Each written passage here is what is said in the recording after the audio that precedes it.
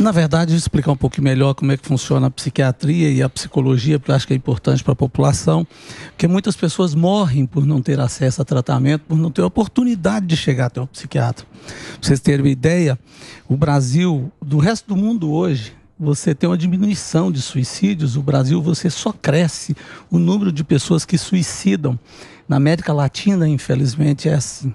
É muito triste porque as pessoas morrem, e morrem por falta de acesso. As psicoterapias, na sua maioria, foram criadas por psiquiatras, né? Por médicos. Aí o caso do Freud, o caso do Lacan, do Jung. Depois nós tivemos, por último, o mais famoso de todos eles, que é Aaron Beck, que também é médico, que tem uma filha que é psicóloga, que é a Padeschi. Então o psiquiatra não se resume a prescrever a medicação apenas. O psiquiatra, ele é um médico que faz o diagnóstico do quadro da pessoa, diferenciando, por exemplo, Emílio, o que tem em relação ao que é um quadro psiquiátrico e um quadro não psiquiátrico, mas é um quadro médico.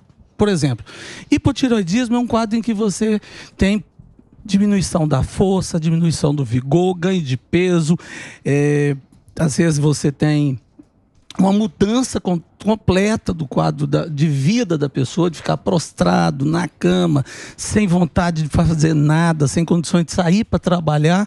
E isso é hipotireoidismo. E a maioria das pessoas, se eu relatasse assim, iria dizer que é o quê? Depressão. Que é depressão. Perfeito. E depressão é diferente. Depressão é falta de ânimo, falta de prazer, falta de alegria, falta de vontade, ganho de peso ou diminuição de peso, aumento de sono ou diminuição do sono. Olha para você ver quanto que é parecido um quadro com o outro. Eu citei exemplos aqui agora, por exemplo, que você pode ter também transtornos de ansiedade. E qual é a diferença que existe entre um e outro?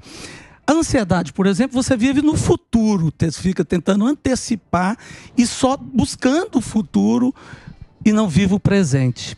Sim. E a depressão, você vive no passado, relatando situações ruins, desagradáveis, lembranças de um passado que entristece, que deixa a pessoa mal, e aí você poderia dizer, depressão é a vida de passado e ansiedade é tentar antecipar o futuro.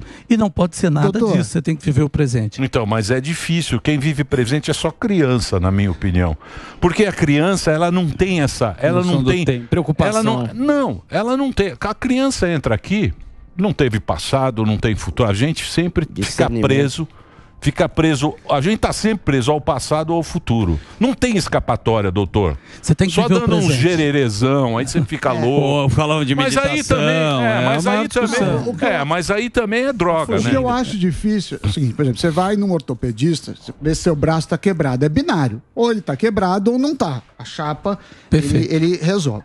Quando você fala de qualquer enfermidade da mente, todo mundo tem um pouco de tristeza, todo mundo tem um pouco de ansiedade. Eu estava comentando aqui antes do senhor chegar que eu já tive diagnósticos muito malucos. Ah, você tem autismo, você não tem. Isso é esquisito. Aí ele me falou, não, fala que você é estranho. Mas assim, como que eu descubro? Por exemplo, déficit de atenção eu tenho certeza que eu tenho. Mas autismo eu não sei. Já falaram que eu tô no espectro, que eu não tô. Quem que sabe isso? Dá o diagnóstico. Quem que dá o diagnóstico? Porque você também não quer levantar uma bandeira que se for um diagnóstico errado, vai ter um monte de gente que fala, pô, o Sami tá se fazendo disso e tá se aproveitando. Tá, vamos lá. Pra ser o gostosão da turma. Essas pessoas todas sofrem muito preconceito, que aí é que está a psicofobia, que é o preconceito contra pessoas que têm deficiências ou transtornos mentais. E aí nós já tivemos situações últimas de alguns governantes destratarem ao falar desse tema dessas pessoas que sofrem muito. Você imagina o que sofre a mãe atípica, que é a mãe que cuida de um paciente autista. Mas a gente precisa tomar muito cuidado, que há muito modismo e isso precisa ser bem cuidado. O que acontece hoje é que muitos não psiquiatras fazem diagnóstico ou querem fazer diagnóstico de doença psiquiátrica. Sim. E isso não pode. Por quê? Porque não vai dar certo, não vai funcionar adequadamente. Porque o diagnóstico psiquiátrico, você tem que fazer diagnóstico diferencial com outras doenças não psiquiátricas. E aí você tem que ser médico para poder fazer o diagnóstico.